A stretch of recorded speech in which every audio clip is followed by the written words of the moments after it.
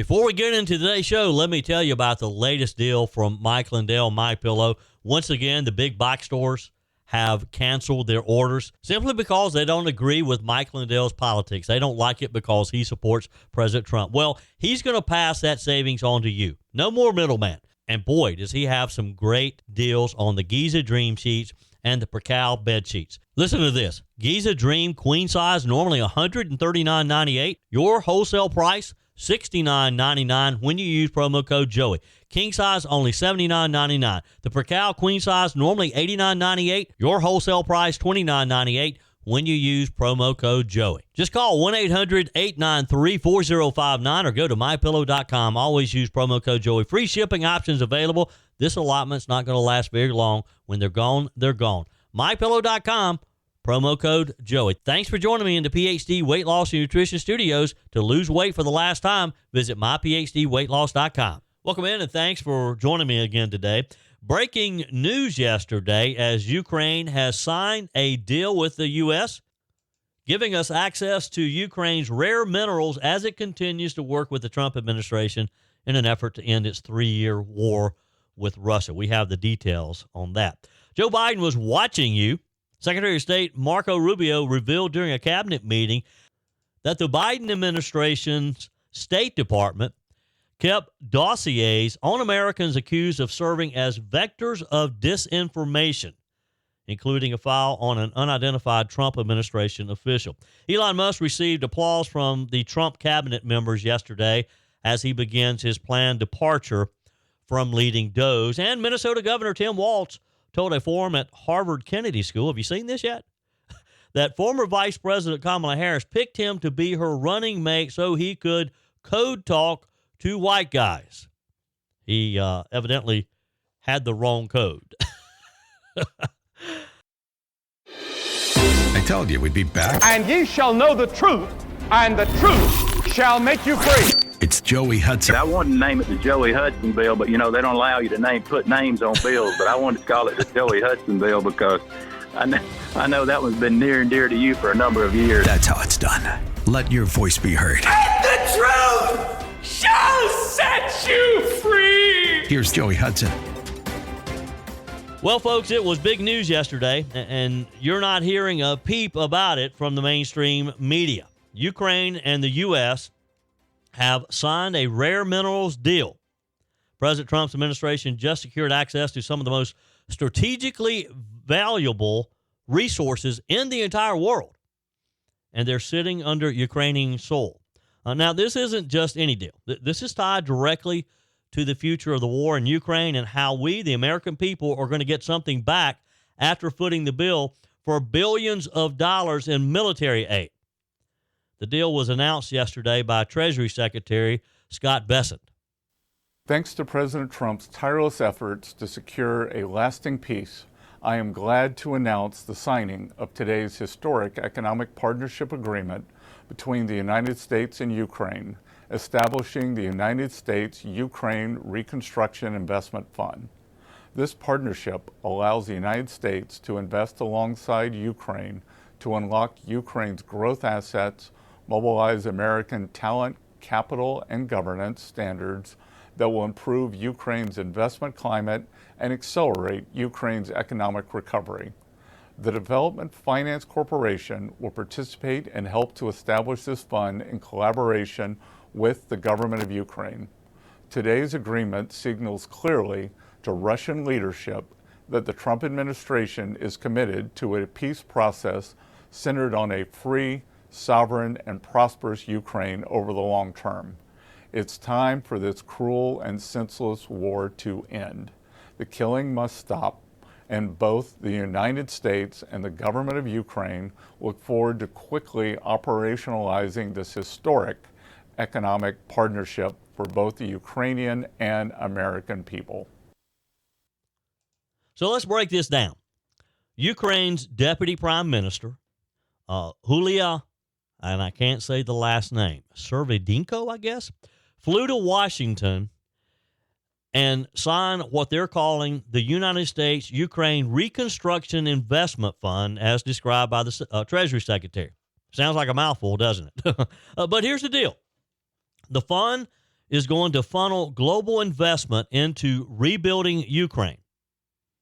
Now, unlike the Biden deals where we just give money away, we're going to get something in exchange for this. The U.S. gets access to more than 20 critical raw materials. I'm talking about titanium for aircraft, uranium for nuclear energy, lithium for EV batteries, and even graphite and manganese. I don't know what manganese is. All vital for modern technology and defense, according to the White House news release.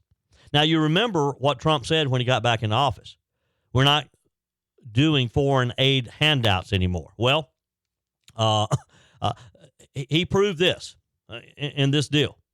He said, we're going to do deals. We're going to help. If we're going to help, we're getting something in return. And guess what? That's exactly what happened in this deal. This deal almost fell apart earlier this year, you may recall. Remember the tense Oval Office meeting between Trump and Zelensky, where Zelensky kind of had an attitude? That wasn't just posturing. That was President Trump making it clear. We're not going to keep writing blank checks while Europe sits on the sidelines and Ukraine's resources go to whoever shows up first with a shovel. That's basically what they were saying. But give credit where credit is due. Ukraine came back to the table because they need us more than we need them. And they agreed to something very smart, an equal partnership. 10 years, 50-50 voting power. The U.S. isn't going to control everything, and neither is Ukraine. Both sides contribute. Both sides benefit. And again, maybe we get something back for the billions that Joe Biden just sent over there with a promise of nothing. Even the funding is structured fairly. Only new U.S. military aid counts towards our share of the investment. That means we're not double dipping. We're not pulling money out of the pocket and calling it profit with the other. Secretary Treasurer Scott Bessent put it very plainly when he said this isn't just about minerals. This is a signal to Russia. This is the Trump administration saying we're committed to a free, to a sovereign, and a prosperous Ukraine, a country that can stand on its own and partner with the U.S., not just ask for handouts. And you know what else? This deal makes it crystal clear. No Russian oligarch, no backdoor China deal, no international bad actor that's been fueling Putin's war machine is going to get a penny out of Ukraine's rebuilding process. If you help blow it up, you don't get to rebuild it, right? Now, I know some of you might be wondering, what about Europe? What about NATO? Well, here's the thing. This deal doesn't conflict with Ukraine's path to the EU. It's kind of built in. The agreement specifically avoids stepping on Europe's toes. Trump's not trying to pull Ukraine out of the EU orbit. He's just making sure America isn't left out in the cold when the rebuilding starts. And get this. Ukraine still holds the power to decide where and how these minerals are extracted. They didn't sell the farm here. Again, it's a partnership, not a takeover. It's an equal opportunity for both countries. Trump walks into office. Here's how it kind of came about. He looks at the war in Ukraine, and instead of just dropping more bombs or printing more foreign aid money, he says, let's make a deal.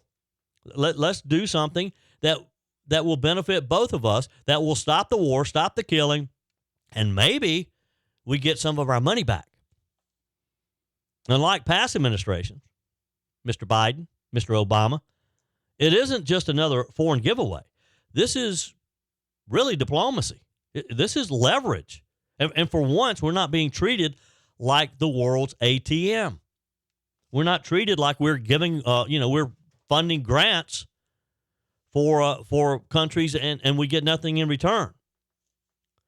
Now, it doesn't mean peace is guaranteed. Not necessarily. There's still talks going on with Putin. Russia could still continue the war. They could push back. They're still fighting there. But this deal, it shows that the Trump administration is putting pressure on both sides to get serious. And it should send a very clear message to Russia that the U.S. is going to work with Ukraine because Ukraine needs a future. This deal lays the foundation for that future, and it lays the foundation for a truly equal partnership here. So, hey, hats off to Secretary Rubio, to Secretary Bessent, and even President Zelensky for showing up and getting this done. I mean, he's a proud man. And it took something for someone like him to come back to the table after that disastrous meeting in the White House, in the Oval Office. But hey, that's kind of what a leader does too, isn't it? You put your pride aside and do what's best for your country. And Zelensky had to understand that if there's going to be peace, if his country has a chance, then he needs a partner like the U.S. to come in and to continue to offer our support. And he knew he wasn't going to get it any other way. He knew that Joe Biden was gone. He knew that that Donald Trump was not going to give him blank checks like Joe Biden has. So hats off to Donald Trump as well for sticking to his guns and demanding something real in return for our support. Kudos to the president. Was this the right thing to do? Was this a good deal for us? Do you think that maybe we'll get some of our billions back that Joe Biden sent over there? Love to get your comments. Text me, email me, joey@joeyhudson.com. Leave me a message on the MyPillow message line, 864-477-JOEY, 864-477-5639. Always use promo code Joey when you go to MyPillow.com. Are you ready for this? I dropped over 30 pounds on the PhD weight loss plan, and I never took Ozempic or any of those other weight loss shots. Joey Hudson here. Before you take a drug, here's something you should know. Your body already makes GLP-1. That's the appetite-fighting hormone that these popular drugs copy. But the PhD weight loss program helps your body make it on its own. No side effects, no long-term risk, no major muscle loss, and no rebound weight gain when you stop. Just natural, lasting results. Before Big Pharma was dancing around in commercials, Dr. Ashley Lucas was doing the real work, helping people lose weight naturally and keeping it off, all without hunger or cravings. At PhD Weight Loss, you'll learn what to eat, when to eat, and how to flip your fat-burning switch without a shot. Don't trade your health for a quick fix. You can do this without Big Pharma. You can do this without drugs. Right now, the first 11 callers get 2 weeks free added to their program, 15% off when you fully commit to the program, a free supplemental bundle, and the PhD Get Results Guarantee. Call now, 864-644-1900. That's 864-644-1900, or online at myphdweightloss.com. This is one of those stories where I wish maybe I was making this up, but I'm not. This is real, and it should make every red-blooded American sit up and pay attention. So Secretary of State Marco Rubio kind of dropped a bombshell during a cabinet meeting with President Trump this week. And when I say a bombshell, I mean full-blown, swamp-draining, deep state-destroying truth. Turns out that during the Biden years, the State Department was keeping dossiers on Americans. You heard me right, Americans, not on terrorists, not on spies, not on foreign agitators, but on us. Americans, voters, and not just anyone. Rubio said there's at least one person in that room with a file, a sitting Trump administration official. Now, he didn't name names, but Vice President J.D. Vance, never missing a beat, cracked a joke asking if it was him or Elon Musk. He got a good laugh, but make no mistake, it's really not funny. It's kind of chilling, isn't it? You had an office inside of the U.S. State Department actively tracking American citizens' social media activity, flagging them as, quote, vectors of disinformation. That's what they called it. Vectors of disinformation. That sounds like something out of the East German playbook, not the United States of America. Of course, it's kind of like the old Hillary Clinton Russian dossier, too. Talk about misinformation. And it wasn't a conspiracy theory. Secretary Rubio confirmed, plain as day, these weren't just tweets that they didn't like. They were compiling lists. They were building profiles, tracking who said what and when. Now, it all ties back to this shady little office that was supposed to die off last year, the Global Engagement Center. It was originally set up under Barack Obama, of course. Surprise, surprise. And it was set up to counter terrorist propaganda. That sounds okay, doesn't it? But once Biden got in, it morphed into something far worse. Instead of targeting ISIS propaganda, it started going after you and me.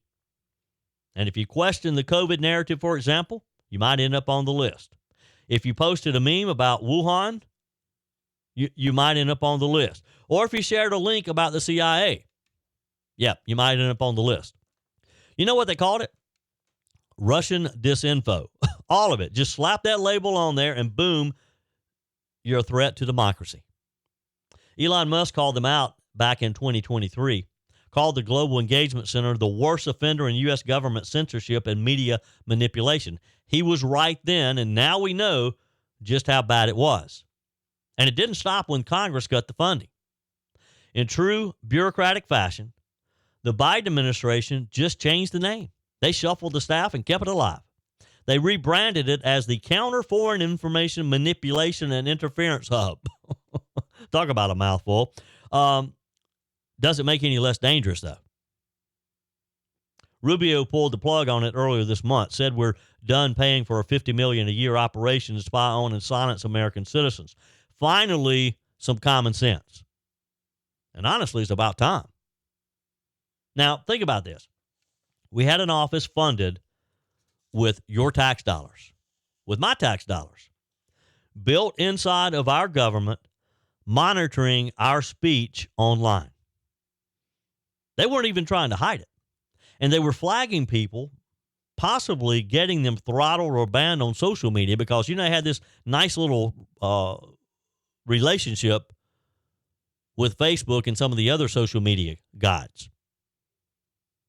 And they were flagging you for having opinions, for asking questions, for daring not to fall in line. I don't care if you're a Republican, if you're a Democrat, if you're a libertarian, if you don't even have a party, if you're politically homeless, if you're not disturbed by this, you're not paying attention. This wasn't about national security. This wasn't about narrative control. It's about punishing dissent. And now that the lid's off, we got to ask, how many people had dossiers? Is there a folder on you? Is there a folder on me? Were they maybe spying on talk radio hosts? And how much information did they gather? What did they do with it? Who ordered it? Who knew? Secretary Rubio says that those dossiers are going to be turned over to the individuals. And I hope they do it soon. Because I can promise you, once those documents come out, a whole lot of people are going to be furious, and rightfully so, that their government was doing this to them. Now, we always knew that the Biden administration had a censorship problem. They tried to team up with Facebook.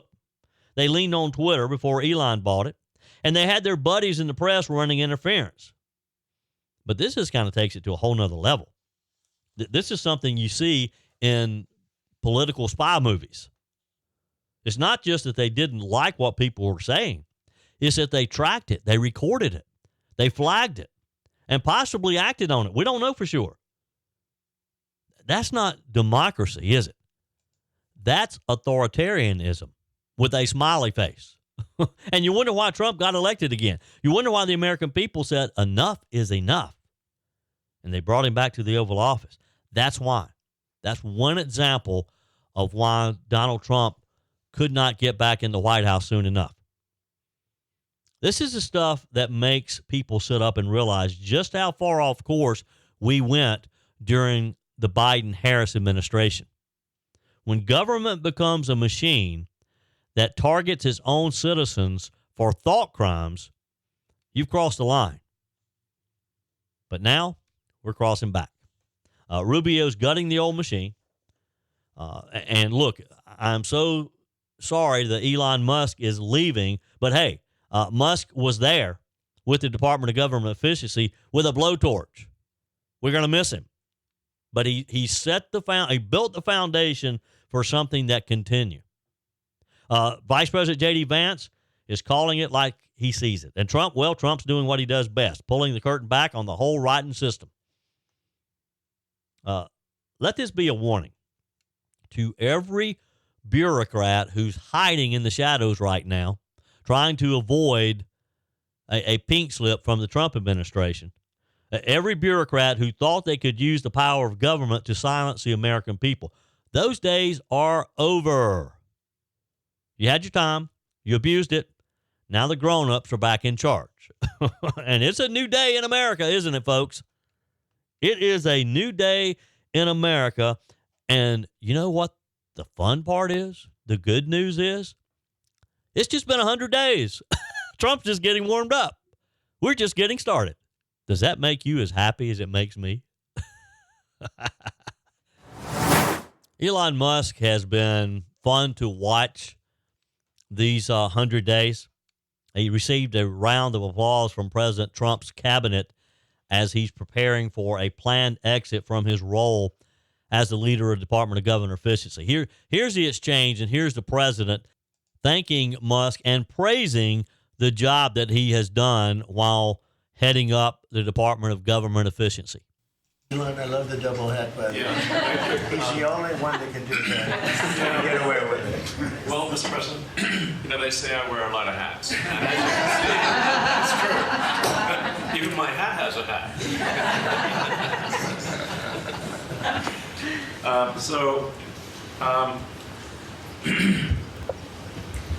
The American people voted for secure borders, safe cities, and sensible spending.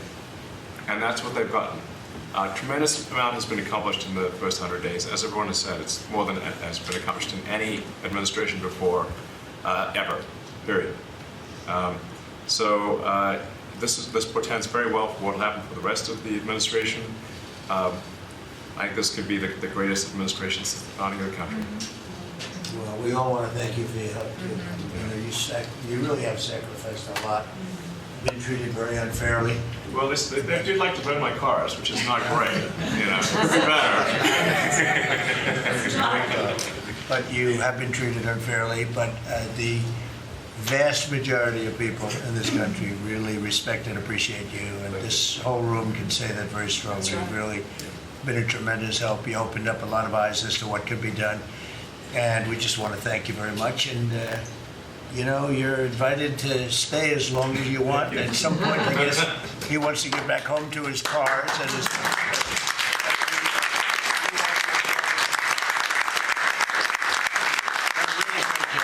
You've done an incredible job. $150 billion. Think of that. Yeah. It's 160 now. Yeah, 160. They said, it could have been more. And a lot of stuff is being worked on. That number could be doubled and even tripled. A lot of things are being worked on that we don't count yet because it's not quite there. But you've done a fantastic job, and we appreciate it very much, Elon. Thank you. And it's also an honor to work with your incredible cabinet. I just like to say thank you, everyone. It's great to work with you. Thank you very much. Thank you. Wow. Again, I'm going to hate to see him go, but I understand he has to. Talk about being under attack. He's been the public leader of DOGE since the administration began in January, leading teams through various federal agencies in search of government overspending, fraud, mismanagement, which he's received repeated praise from Trump and the administration, but what a price he's paid.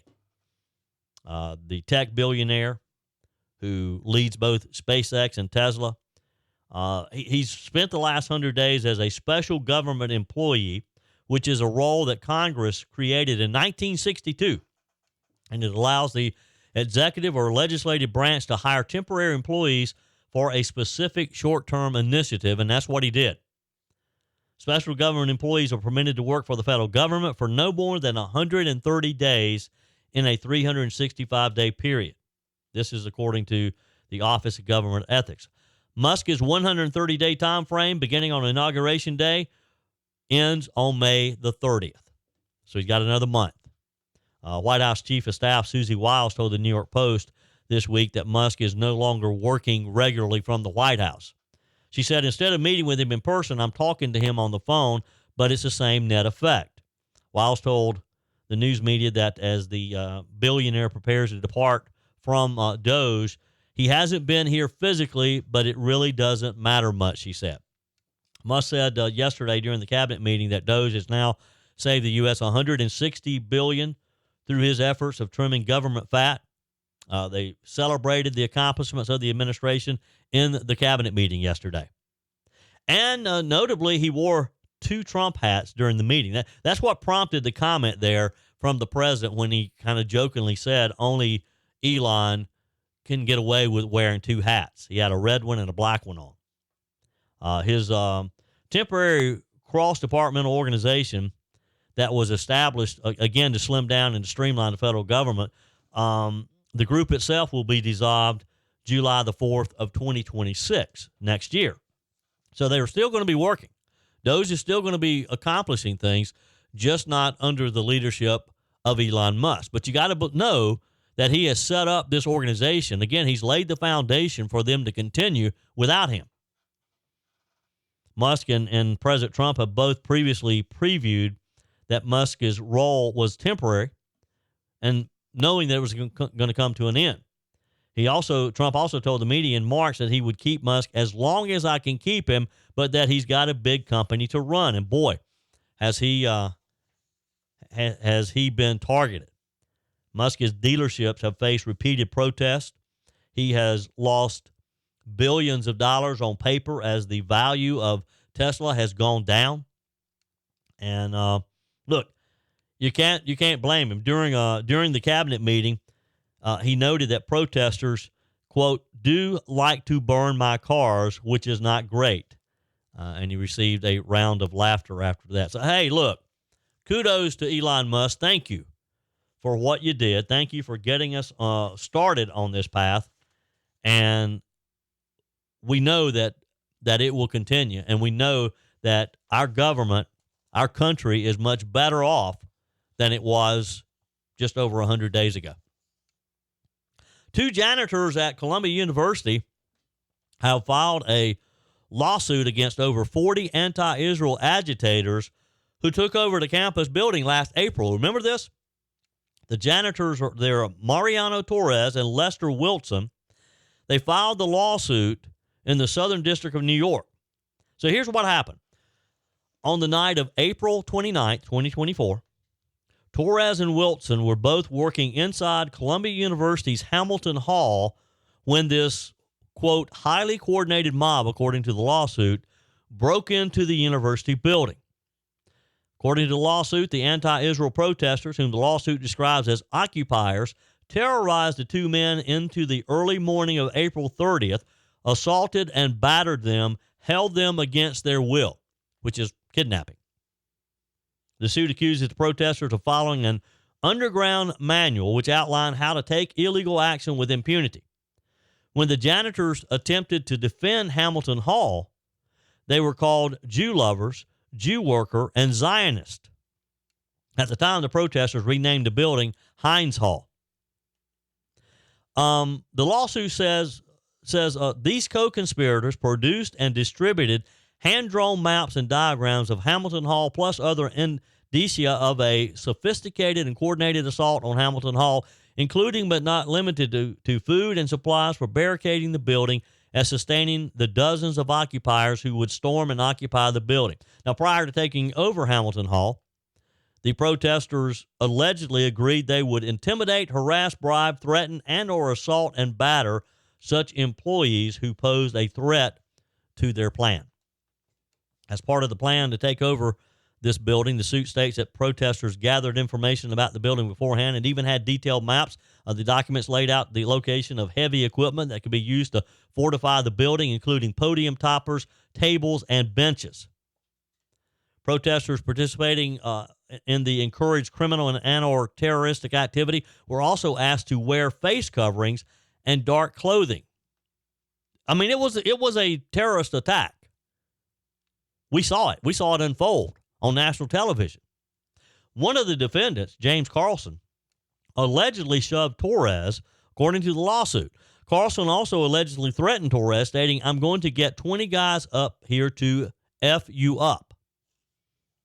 "I'll be right here," Torres allegedly said as Carlson backed away.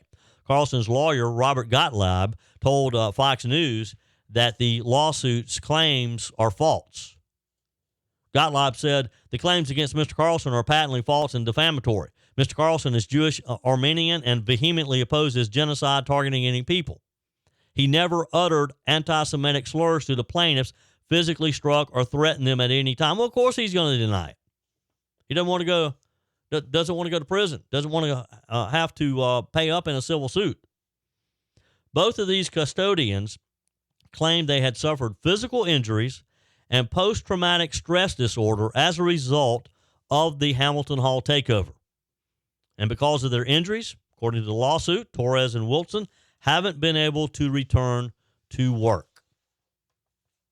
Now, while the groups weren't named as defendants in the lawsuit, National Students for Justice in Palestine, AJP Educational Foundation, Faculty for Justice in Palestine, Westpac Foundation, and People City Council were all accused of planning anti-Semitic actions on Columbia's campus during that period of time. Look, I hope they win. Former Attorney General Bill Barr, who's a partner at Torridon Law, which is representing the janitor, said the custodians found themselves the victims of a hate-fueled, premeditated attack. He said Mario and Lester are seeking the justice they deserve and sending a powerful message that those who terrorize others will be held accountable under the law, and I hope they are. Your comments are welcome on the Firmin Ford text line, 864-477-JOEY. That's 864-477-5639. Emails always welcome, joey@joeyhudson.com. Speaking of the Firmin Ford text line, it's never been more important to support locally run businesses owned by people who actually live here in the upstate. Let me take a minute to talk with you about our friends at Firmin Ford. If you're looking for a new vehicle, maybe a great pre-owned vehicle, one you can trust, or maybe you're looking to order that special vehicle. Either way, if you want a new one, a brand new one, or a pre-owned that you can trust, the folks at Firmin Ford, they're there to help you. Their name is on the sign because their name is on the line, because every single transaction is important to them. Jim Firmin, Matthew Firmin. They do business the right way. When you stop by, when you give them a call, or maybe when you just send them a quick email, you're always going to have access to a member of the Firmin Ford family. And by the way, they also offer great service, and you're not going to have to wait weeks and weeks to get it done. And you do not have had to purchase your vehicle at Firmin Ford. Doesn't even have to be a Ford. They service all makes and models. Visit my friends at Firmin Ford online at firminford.com, firminford.com.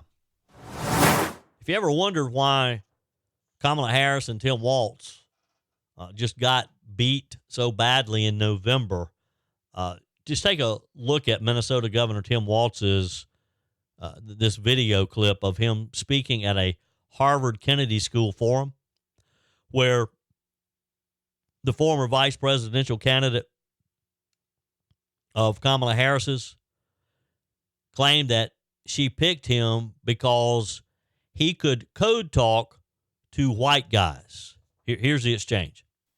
Look, I knew I was on the ticket, I would argue, because we did a lot of amazing progressive things in Minnesota that improved people's lives. But I also was on the ticket, quite honestly, because I could code talk to white guys watching football, fixing their truck, doing that I could put them at ease. I was the permission structure to say, look, you can do this and vote for this. And you look across those swing states, with the exception of Minnesota, we didn't get enough of those votes. Evidently, Governor, you got the wrong code.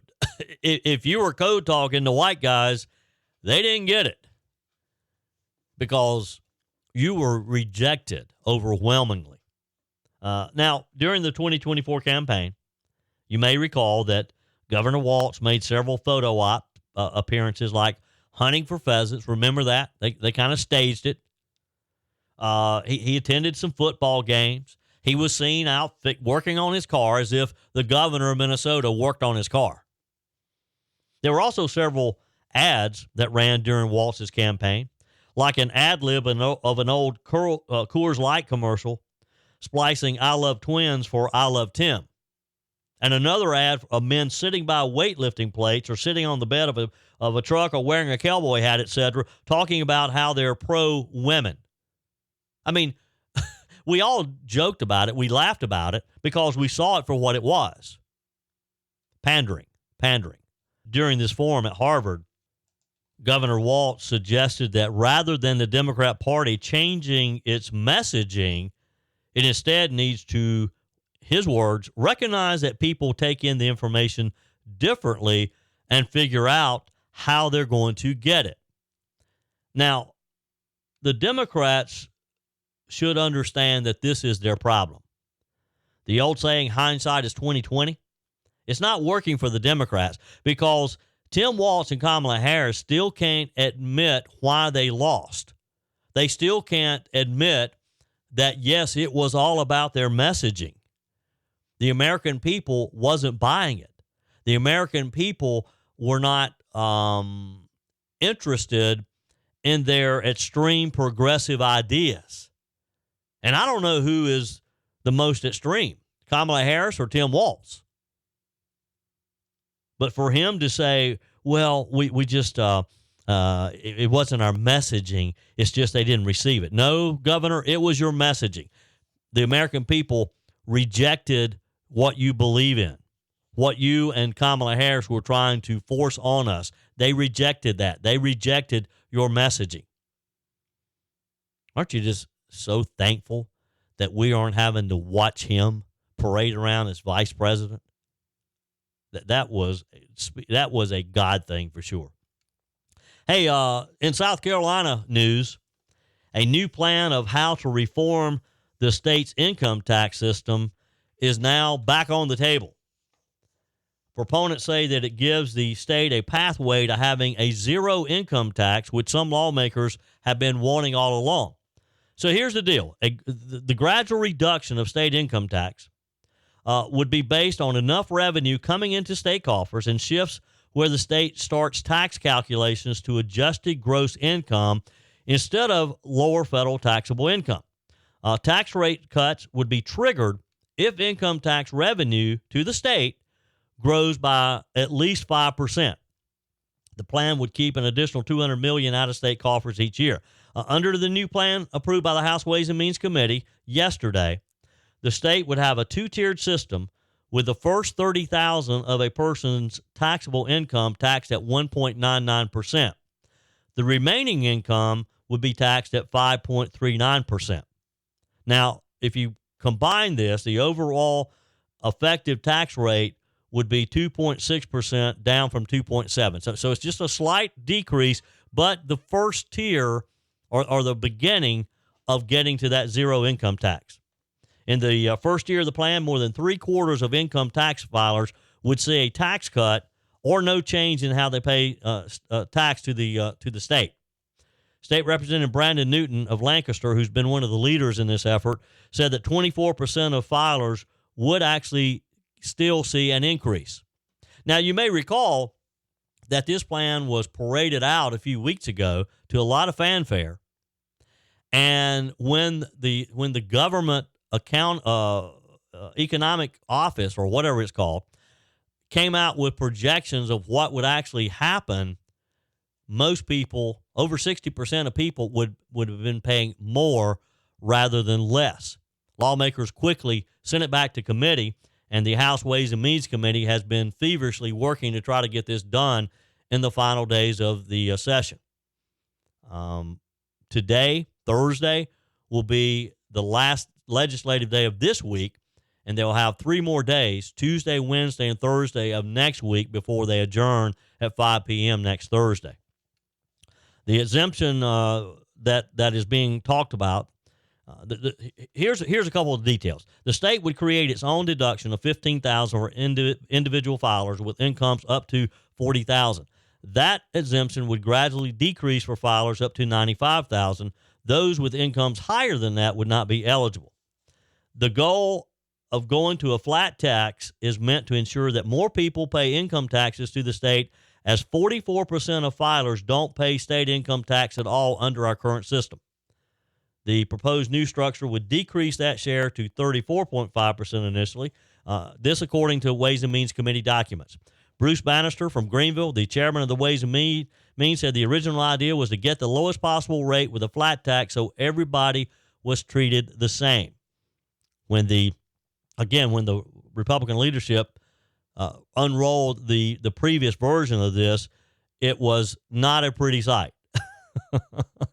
Bannister says that the tax reform bill should be debated on the House floor next Tuesday, leaving it for the Senate to pick up next year. The tax reform would go into effect for next year's income taxes, with people filing in 2027. This phased-in approach is meant to protect state services in case the economy experiences a drastic downturn and we don't have those surpluses like we've been seeing. Representative Bannister said calls to completely eliminate the income tax from members of the more conservative Freedom Caucus and some Democrats, and even potential Republican candidate for governor Nancy Mace, played no role in this new plan, he said. Bannister said, we've been trying to figure out for the last 6 or 7 years how we get out of that sticker price shock income rate. The fact that we're doing it now is just something that Speaker Smith has been wanting to do for a long time. Look, I applaud them for continuing to try, because we need some relief somewhere. We need to be competitive with some of our neighboring states who have much lower income tax rates. Now, what I hope doesn't happen, though, is they start playing around with this and they try to make it up with another tax somewhere. Look, we've been having huge surpluses in South Carolina for a number of years now. Why should we keep sending more money to the state than they need, more money than they can spend? There's no logical reason to do that. So call your state rep and call your state senator and let them know that you're tired of paying higher income tax rates than we have to, and ask them to vote in favor of reducing our state income taxes. That's it for today's show. Tara's up next. Mike Gallagher, Bill Frady, Charlie James follows. We are back again tomorrow at 5 a.m. for your first cup of coffee for Sunrise, Carolina. Until then, always remember, God's got this. He's still in control. That's it for today's edition of Just the Truth. Thanks for joining me in the PhD Weight Loss Studios. To lose weight for the last time, visit myphdweightloss.com. If you haven't joined my mailing list yet, visit my website, joeyhudson.com. Click on the Connect with Joey button so that you can receive our emails and the most up-to-date news. Also, join me on my YouTube channel. Be sure and like, comment, and subscribe. Just search for Joey Hudson. As always, thanks for spending a few minutes of your day with me. Do me a favor and forward this episode to a few friends. Just click on the share button and send to your contacts. We need to build an army of conservatives to win our country back, and we can do that by continuing to share the truth with our friends and family. Keep those comments coming via the Firmin Ford text line 864-477-JOEY. Email to joey@joeyhudson.com, and I love your messages on the MyPillow message line. Again, that's 864-477-JOEY, 864-477-5639. Be sure and take advantage of the MyPillow special, just $14.88 on the standard MyPillows when you use promo code Joey. Order online at mypillow.com or call 800-893-4053. We're back again tomorrow and hope you'll plan to join us. Until then, remember, God's got this. He's still in control.